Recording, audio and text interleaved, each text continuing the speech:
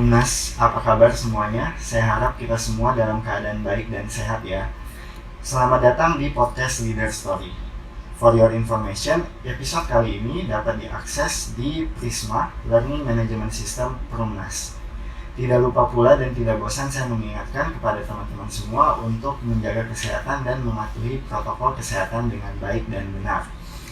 So, pada episode kita kali ini, kita kehadiran salah satu dewan pengawas kita, yaitu Ibu Erna Witular, selaku anggota Dewas dan tokoh Serikandi Perumnas. Selamat pagi Bu Erna, bagaimana kabarnya Bu? Baik, Alhamdulillah baik ya Bu. Ya, mungkin di sesi pertama ini kita explore dulu mengenai rutinitas Ibu Erna kesehariannya, ngapain aja, dan mungkin di bulan puasa ini bagaimana Bu? Jadi secara umum sih semuanya slow down ya, baik pekerjaan maupun aktivitas keluar. Apalagi saya baru dioperasi beberapa minggu yang lalu, jadi juga lebih banyak di rumah gitu. Ya. Jadi ya lebih banyak saya pakai buat istirahat dan kemudian habis berpuasa dengan keluarga gitu. Ini sekali-sekali keluar. Kalau enggak ya Zoom, telepon dan sebagainya.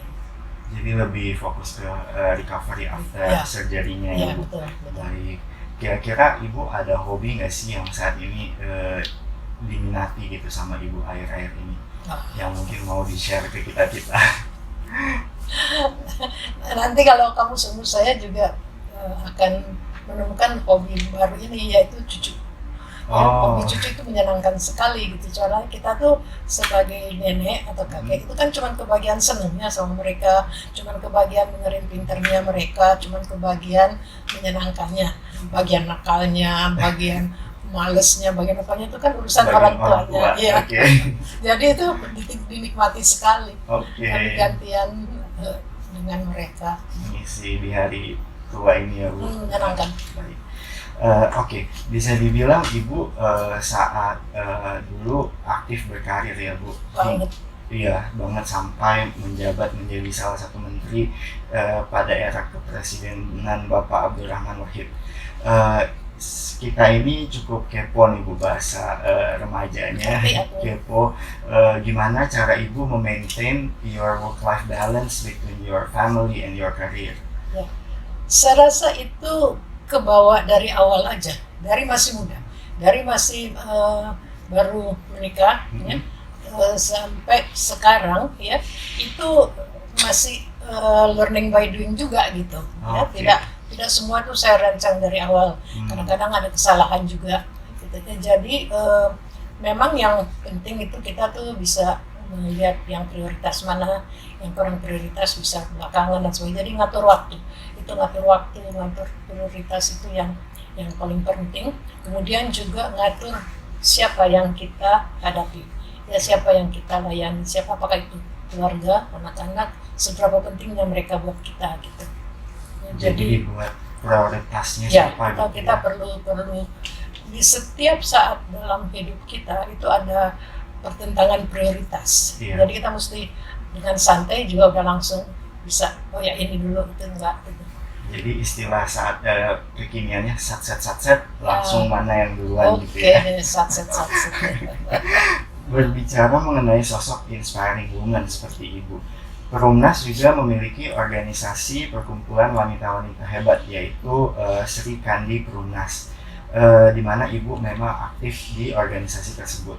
Mungkin bisa dijelasin dan dikenalkan kepada insan-insan Perumnas Bu, ya. Karena mungkin banyak yang masih belum tahu. Ya, sebetulnya itu bukan dimulai dari Perumnas, tapi di seluruh BUMN. Ya, jadi ada Serikandi BUMN, kemudian di masing-masing perusahaan ada Serikandinya. Ya, jadi Serikandi Perumnas itu tumbuh dalam situasi itu, dan sehingga kemudian memperoleh manfaat juga dari tren yang sedang berlangsung.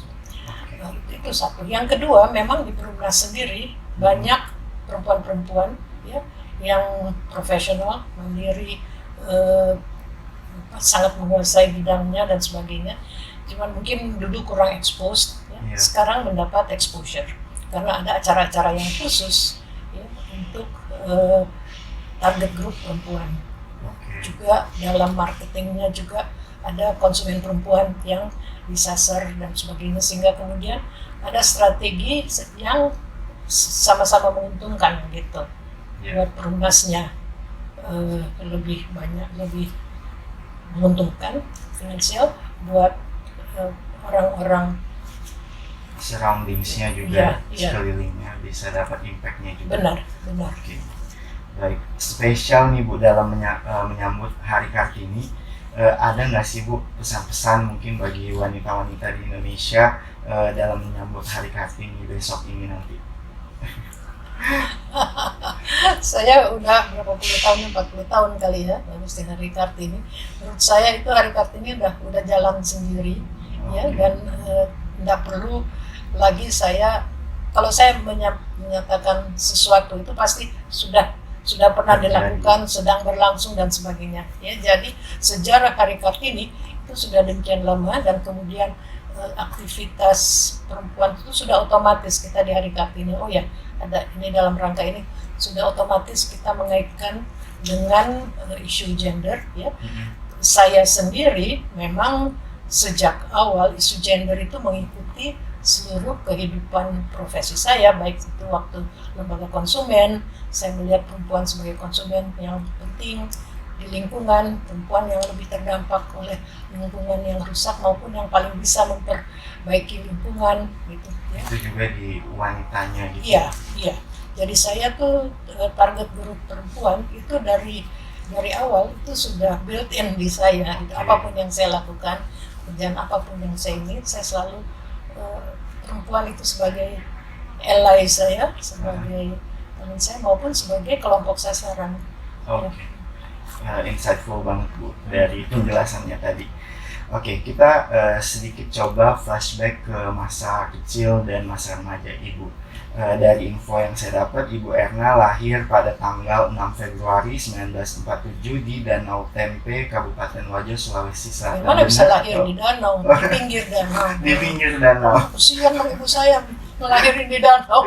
Makanya saya coba klarifikasi. Just kidding, please. Yeah. Apakah bisa dibilang Ibu Erna ini asli orang Sulawesi Selatan atau numpang lahir aja? Asli. Ayah saya orang Senggang, orang Wajo. Ibu saya dari kabupaten yang lain, tapi pada dasarnya kami itu orang Bugis, ya. Dan sebagian Makassar ibu saya. Oke. Saya penasaran jadinya Ibu ini menghabiskan waktu kecilnya apakah di mana ini Bu? Pindah-pindah. Ayah saya kan hakim, iya. Jadi waktu kecil di Makassar, kemudian kami ikut ke Jakarta. SD itu saya ya SD di Jakarta. Ayah saya sekolah di UI. Kemudian beliau lulus bekerja di Surabaya, kami pindah ke Surabaya, kami juga sekolah di sana, kemudian kembali lagi ke Makassar. Jadi saya itu SMA sudah di Makassar, SMP SMA sudah di Makassar, kemudian mahasiswa ke Bandung karena saya lulus tes ITB di Makassar. Oh, jadi kalau boleh tahu dulu jurusannya apa Bu di ITB? Teknologi kimia. Teknik kimia. Oke, baik. Ada nggak sih Bu moral value yang mungkin diajarkan oleh orang tua Ibu dan mungkin sampai saat ini masih Ibu terapkan? Ada banget gitu. Ayah saya itu dikenal ya, itu sebagai hakim yang sangat jujur, super jujur. Orang kirim makanan buat lebaran atau kirim bingkisan aja tuh dikembaliin.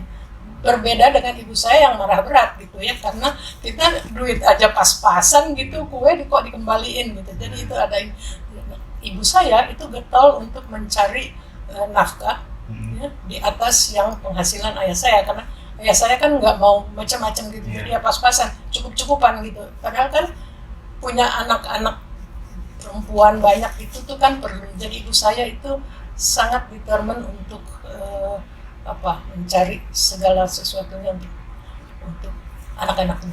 Jadi bisa dibilang kejujuran dan bekerja keras. Dan kerja keras ya, kejujuran dan kerja keras untuk bisa hidup dalam kejujuran itu. Oke, baik Bu. Setelah mengulik masa kecil dan remaja Ibu Erna, kita lanjut mengulik masalah di bidang professional experience-nya Ibu Erna. Mungkin sebagian dari insan Perumnas banyak yang belum mengenal Ibu secara mendalam. Ibu pernah memegang posisi strategis sebagai Menteri Permukiman dan Pengembangan Wilayah pada Kabinet Persatuan Nasional di bawah kepemimpinan Bapak Abdurrahman Wahid, dan saat ini masih aktif menjadi Dewan Pengawas Perumnas. Mungkin bisa di-share Bu secara brief perjalanan karir Ibu dari awal sampai bisa menduduki posisi yang sangat strategis sebagai Menteri tadi. Ya. Terus terang saya tuh nggak punya karir, ya. Saya tuh ketendang-tendang, ya. Jadi karena dari masih mahasiswa sampai sekarang itu juga selalu kombinasi aktif dalam kegiatan-kegiatan non-profit, ya, pro bono, jadi dan tidak tergantung karir, dan sekali-sekali ada jabatan yang bisa diminta, sehingga saya itu tidak bisa menyatakan itu. Tapi saya memang kebanyakan awal-awal masa dewasa saya itu saya di gerakan konsumen dan kemudian di gerakan lingkungan hidup, ya, dan itu ya aktivisme bukan karir,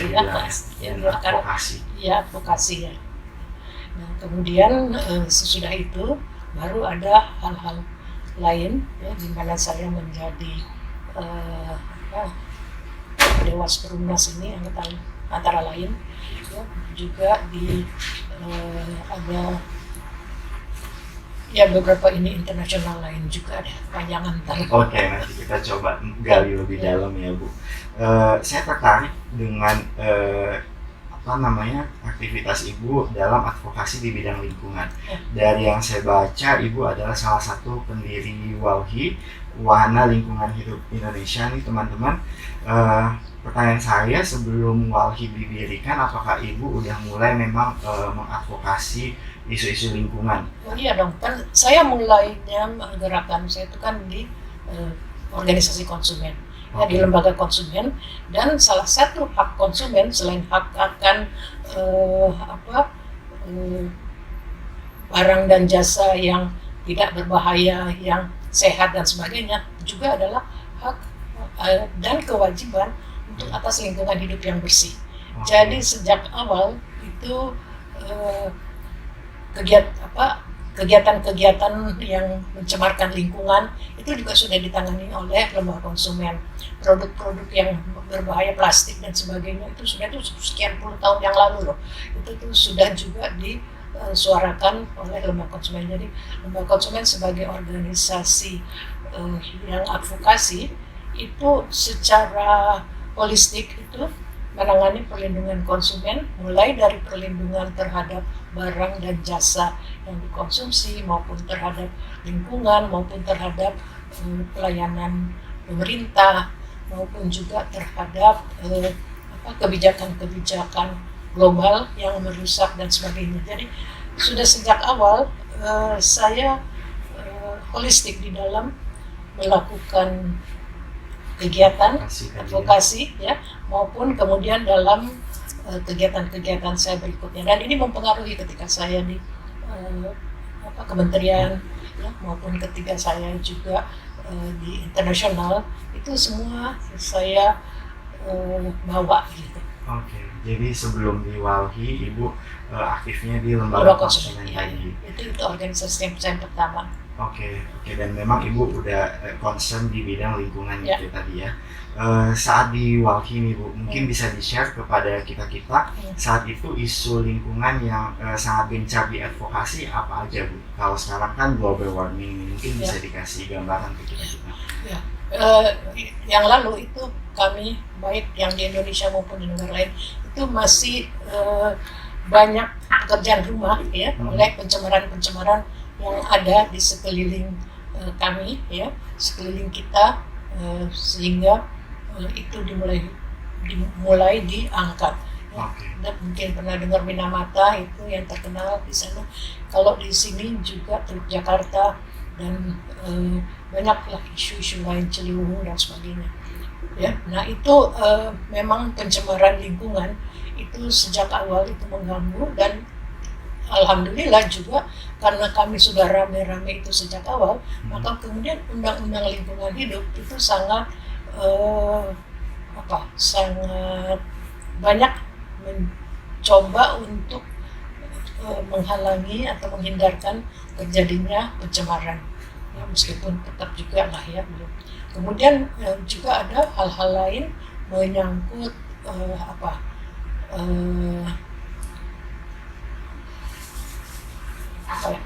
pola hidup yang berlebihan, yang tidak sustainable, konsumerisme yang ya, tidak sustainable, ya tidak sustainable, ya itu juga saya tangani bareng lingkungan dan konsumen itu sejalan, ya. Jadi konsumsi yang berlebihan yang juga merusak lingkungan dan sebagainya. Jadi kita sebagai konsumen itu memang berhak untuk lingkungan yang bersih, tapi juga berkewajiban untuk jangan merusak lingkungan gitu. Jadi saat itu bisa dibilang lebih ke isu-isu lokal dan habitual dari masyarakat gitu ya Bu, yang sangat gencar diadvokasi. Tantangan terbesar apa sih Bu yang selama dulu Ibu mengadvokasi lingkungan itu di Indonesia? Biasanya tantangan terbesarnya itu apa Bu? Tantangannya adalah bahwa pemerintah yang sebetulnya bisa berbuat lebih banyak daripada kami LSM yang melakukan advokasi, itu banyak yang belum sadar bahwa itu masalah, banyak yang prioritasnya belum ke sana, sehingga kami itu ya kadang-kadang kelihatan sebagai berhadapan dan bertentangan dengan pemerintah, ya, karena sangat ingin bahwa pemerintah lebih cepat lagi bergeraknya supaya kerusakan maupun salah kaprah itu tidak terlalu jauh jalannya gitu. Sementara itu juga di saat yang bersamaan kami juga melakukan advokasi supaya lebih banyak lagi masyarakat yang bersuara, ya. Jadi gerakan konsumen itu dari satu organisasi yang kemudian banyak di seluruh Indonesia, begitu juga lingkungan hidup, ya. Dari Walhi itu juga banyak sekali encourage, ya. Walhi itu lebih untung karena banyak organisasi pencinta alam kan. Jadi gampang mulai dari cinta alam, bagaimana apa yang kau lakukan buat melindungi alam, buat memperbaiki alam dan sebagainya. Jadi itu gampang. Jadi di awal-awal itu tiba-tiba banyak, dan sehingga kemudian tidak sulit untuk melakukan advokasi. Pers juga kami dapat banyak dukungan dari pers waktu itu karena isu ini masih hangat waktu itu. Ya, berarti advokasinya itu tidak hanya kepada pemerintah, tapi juga mengencourage masyarakat dan juga pers gitu ya Bu. Menarik banget. Ada nggak sih Bu momen yang paling Ibu tidak bisa lupakan karena menurut Ibu itu sangat impactful-nya positif, dan saat ini kalau diingat-ingat itu sangat membekas gitu di perjalanan hidup Ibu? Wah, itu susah terjawabnya, soalnya kami itu di LSM itu tujuannya bikin kegiatan yang impactful, jadi banyak gitu. Kalau kau cuman bicara sendiri di kamarmu, di sekolahmu, itu nggak ada gunanya gitu. Tapi makin berani bersuara di luar, makin berani berbeda pendapat, makin lantang menyuarakan, itu lebih impactful kan gitu. Jadi kami itu melihatnya di sana, dan saya pada waktu itu ya ngeri-ngeri sedap ya.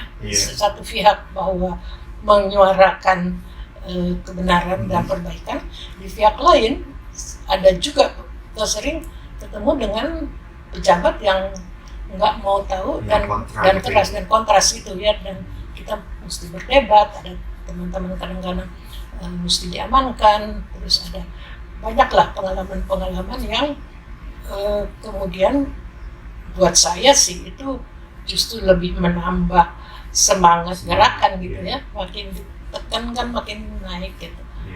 Jadi bisa dibilang banyak suka dukanya juga ya Bu. Banget. Menarik banget pengalaman Ibu di Walhi dan lembaga konsumen tadi ya, banyak banget isu lingkungan yang Ibu Erna ini advokasikan. Tapi sebagai informasi, Ibu Erna ini tidak hanya fokus di advokasi level nasional, tapi juga terlibat di level internasional. For your information, Ibu Erna pernah menjadi duta besar MDGs Asia Pacific Region, Commissioner the Earth Charter Commission, Komisioner Pemberdayaan Hukum bagi Kaum Miskin PBB atau UN Commission on Legal Empowerment of the Poor, dan lain-lain, dan masih banyak lagi. Presiden Organisasi Konsumen Sedunia. Oke. Ya. Bahkan menjadi presidensi itu tadi ya Bu, Organisasi Konsumen Sedunia. Dari berbagai macam pengalaman tersebut Bu, mungkin bisa di-share apa yang paling berkesan dari berbagai macam pengalaman di level internasional itu Bu. Mungkin mau di-share ceritanya. Jadi yang paling menonjol adalah bahwa kita tuh tidak sendiri. Semua isu yang kita peduli dan concern pasti ada di belahan bumi mana teman yang juga punya itu, ya. Dan kalau banyak pasti ada organisasi internasional yang mengangkatnya. Jadi itu giat bergerak di internasional itu betul-betul memberi manfaat, ya. Pernah dengar kan think local act global? Ya, itu suara atau juga pengalaman-pengalaman kita di lokal itu digaungkan di internasional dan ditiru oleh negara-negara lain. Tapi juga ada think global act lokal. Pengalaman-pengalaman itu maupun pengalaman teman-teman itu bisa kita terapkan di luar gitu ya. Ya, langsung kita bisa terapkan di luar buat teman-teman yang lain, menginspirasi teman-teman yang lain, sehingga cepat sekali itunya tumbuh dan berkembangnya baik gerakan konsumen maupun gerakan lingkungan hidup. Dan itu membanggakan karena kita tuh tidak perlu terlalu ketat secara organisatoris, tapi betul-betul sebagai gerakan, dan gerakan lingkungan di Sumatera dengan di Sulawesi dengan di Papua dan di Jawa tuh bisa beda, ya, dan leadershipnya juga bisa beda, sehingga itu kemudian secara tidak disadari betul-betul menumbuhkan kekuatan masyarakat yang menengah, ya. Jadi ada pemerintah, ada dunia usaha, tapi juga ada masyarakat yang dipimpin oleh orang-orang yang diakui dari masyarakatnya gitu, sehingga bisa berbuat lebih banyak. Oke. Jadi dari masyarakat lokalnya itu bahkan juga sebenarnya diangkat ke level global gitu ya Bu, dan share itu di level-level internasional gitu. Betul. Dan saya sering kalau saya bergerak diundang di luar negeri, saya bawa dari Indonesia, atau sering saya pura-pura nggak bisa, saya kirim orang dari Indonesia, sehingga sambil sayanya itu bergerak di internasional maupun masih belajar bergerak di internasional, sudah ngajak teman-teman lain itu juga udah nyemplungin teman-teman lain istilahnya di dunia global. Jadi makin banyak kader-kader lah istilahnya ya Bu. Ya, saya nggak mau sebut kader itu, mitra gitu ya. Pengalaman yang paling challenging Bu dalam advokasi di level internasional itu apa ya Bu biasanya? Ya paling challenging itu apa ya? Ya karena kadang-kadang kita sudah ingin melakukan perubahan yang jelas bisa dilakukan, ya, misalnya membuat peraturan atau undang-undang yang sudah dilakukan di negara lain gitu ya. Itu pemerintah kita tuh belum tergerak karena belum ngerti, ya, dan malah balik nuduh kami ini macam-macam lah gitu, dimodalin luar negeri lah segala macam, ya. Tapi ini ya itu karena kami rame-rame itu nggak gitu kerasa penderitaan itu gitu ya, diapain juga ayo maju terus gitu, dan kebetulan pada waktu itu belum banyak kan gerakannya itu, sehingga masih lebih homogen gitu. Sekarang kan sudah beraneka ragam macam-macam gitu. Tapi saya senang lihat bahwa sekarang itu semua orang-orang itu enggak satu komando gitu. udah lebih masif dan banyak gitu ya Bu. Ya, belum lagi bantuan ini ya, teknologi informasi, teknologi komunikasi itu bisa cepat sekali, gerakan-gerakan dan sebagainya. Teknik-teknik demonstrasi juga sudah jauh lebih canggih daripada zaman saya dulu demonstrasi. Iya benar-benar. Sekarang viral sedikit udah bisa menjamah semua ya isunya.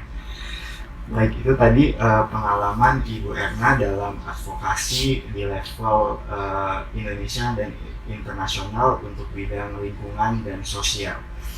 Seperti yang sebelumnya sudah saya jelaskan sedikit, Ibu Erna pernah menjabat sebagai Menteri Permukiman dan Pengembangan Wilayah di era kepemimpinan Bapak Presiden Abdul Rahman Wahid.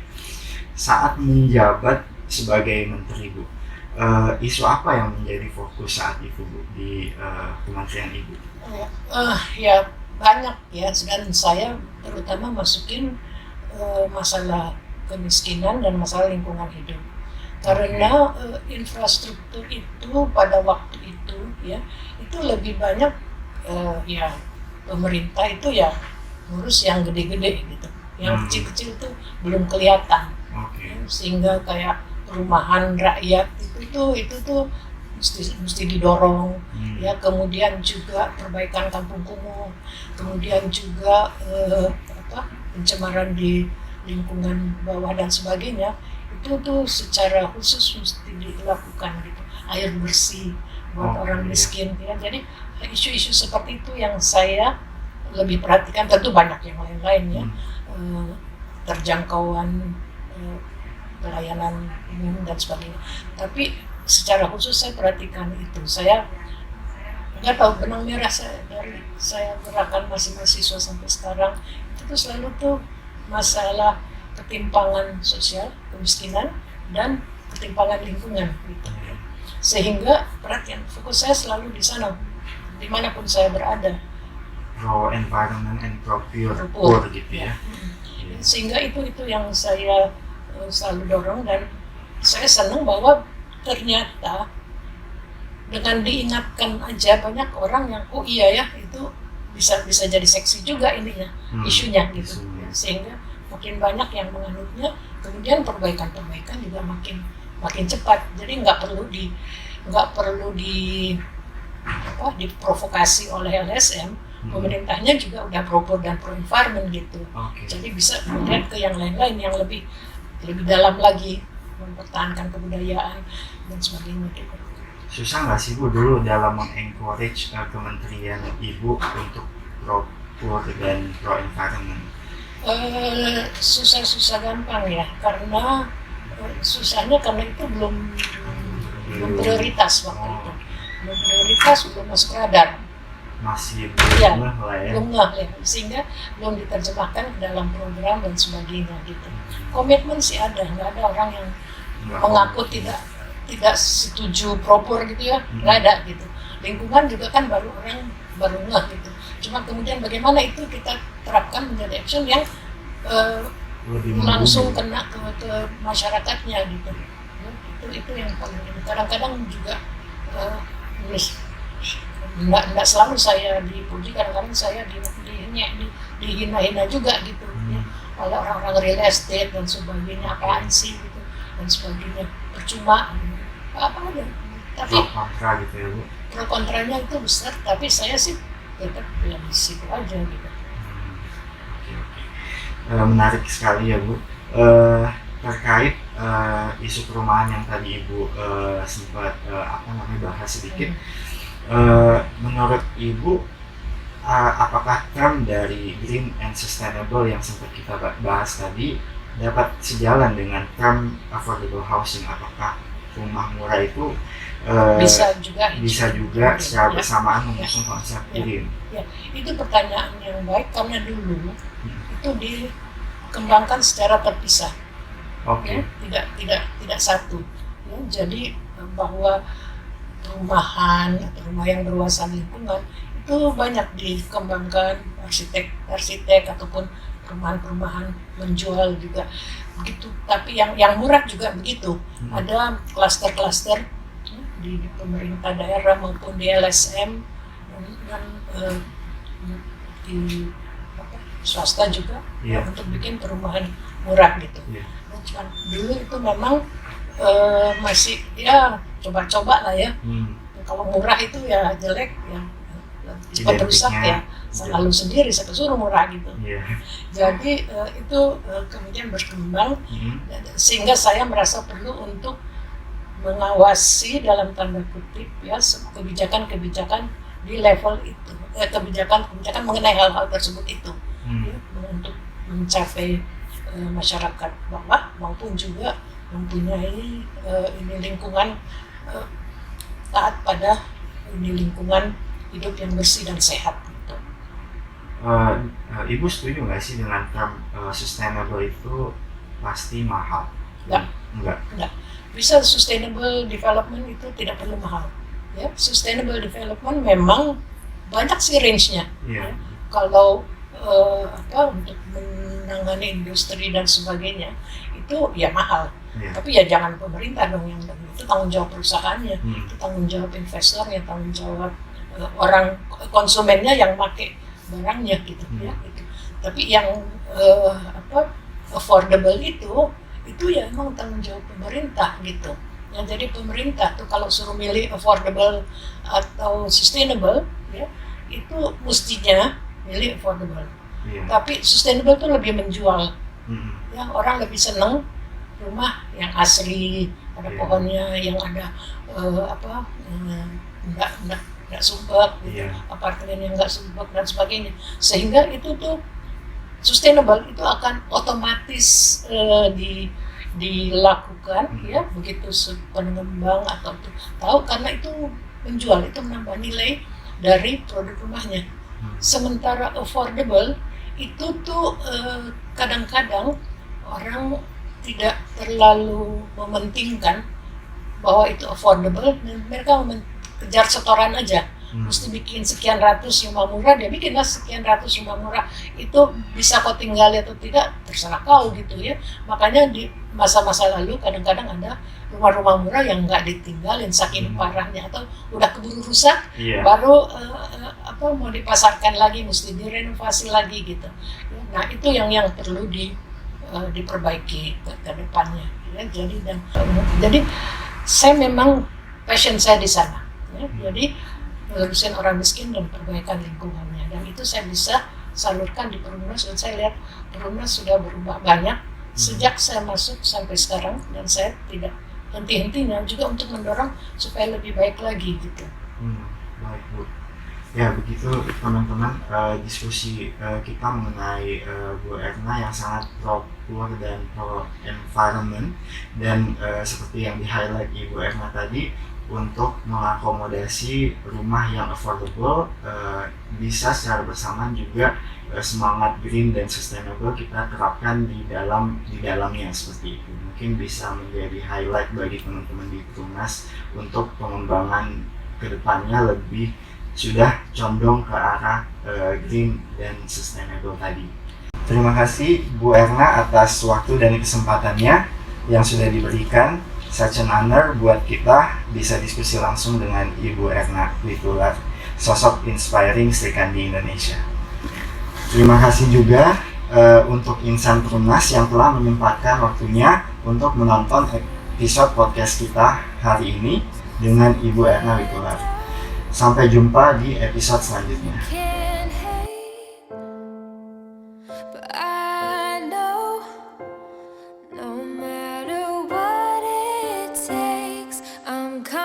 Home